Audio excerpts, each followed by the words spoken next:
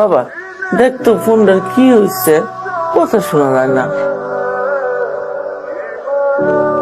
Speaker চলে গেছে মা, সমস্যা নেই। আজকে অফিস থেকে আসার সময় একটা ফোন, স্মার্টফোন 20,000 টাকা নিয়ে আসতো, রাখতেছিলাম। 20,000 টাকা দিয়ে কি করবা? আমার সঙ্গে বললাম না যে ফোন কিনে দিব। অনলাইনে কিছু জিনিস অর্ডার। বাবা তোর মার টেলিফোনটা এনেছিস?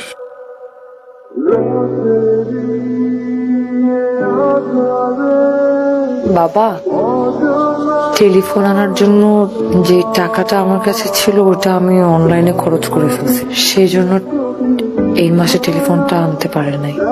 নেক্সট মাসের বেতন থেকে কিনে দিবে বলছে। মা, আপনি ততদিন চাইলে আমার ফোনটা ইউজ করতে পারেন। সমস্যা নাই।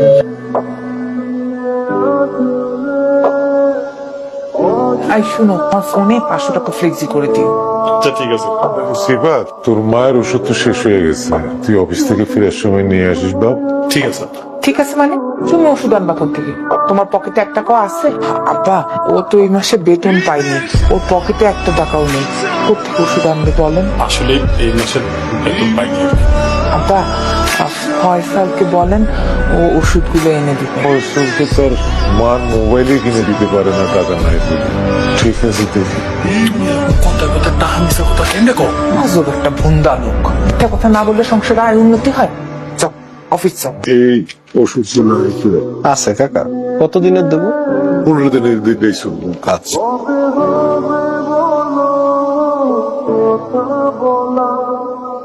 কাকা 2230 টাকা দাম হয়েছে। আমি ওই 2 দিন পরে এসে টাকাটা দিয়ে দেবো।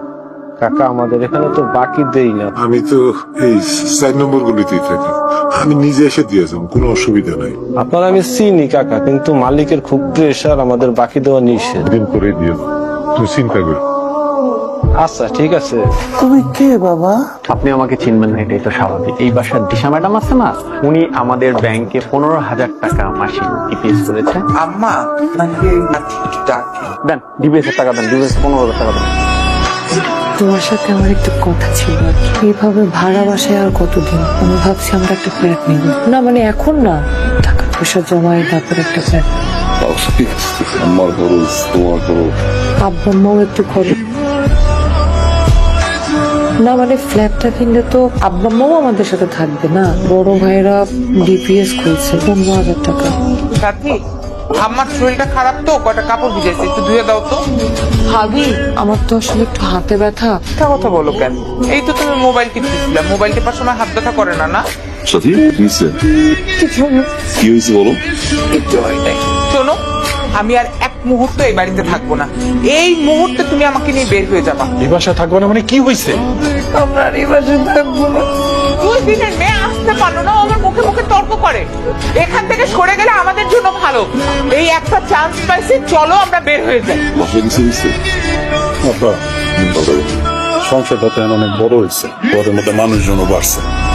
আমি তাই সিদ্ধান্ত নিয়েছি আমি আপনার বৌমারে নিয়ে আলাদা হতে চাই। কি বলতেছো তুমি এগুলো? তো মানুষ ঘরে কোথায়?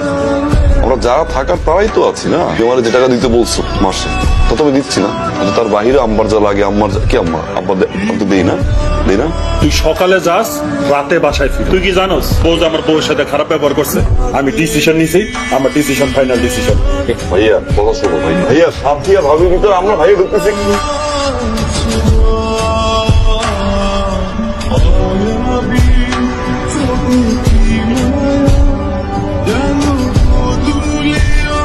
সবই তো বুঝলাম, আপনি এই অবস্থায় চাকরি করতে পারবেন? পারুম স্যার।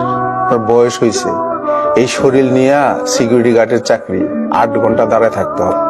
প্রথম হয়তো একটু কষ্ট, এবং তারপরে অভ্যাস হয়ে যাবে। চাকরিটা আসলে আমার খুব দরকার। আপনার কি ছেলে মেয়ে নাই? আছে স্যার, আমার 2 ছেলে। আপনার ছেলে মেয়ে থাকলে আপনি চাকরি করতে আসবেন কেন? আসলে আমার ছেলেরা যে চাকরি করে তাতে ওদের সংসার চালাইতে তো কষ্ট হয়ে যায়। স্যার আপনি আমার চাকরিটা দেন, আমি যদি না পারি তারপর 2 দিন দেখে আপনি আমার বিদায় দিয়ে দেন। ঠিক আছে, তাহলে কালকে থেকে জয়েন করেন। কি রে, তোরা কই যাস? বুঝ যায় মানে আব্বা, চলে যেতেছি। তুই যাইস না বাবা। আপনি দেখেন না যে ওই বউ ওর সাথে কেমন ব্যবহার করে? এইভাবে কি এই বাসাতে থাকা যায় না? আমি এই বাসাতে থাকবো না আব্বা, আমি গেলাম।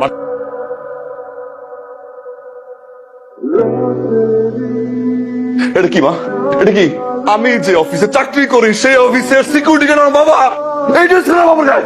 সাথী, এই সাথী, এটা কি? এটা কি?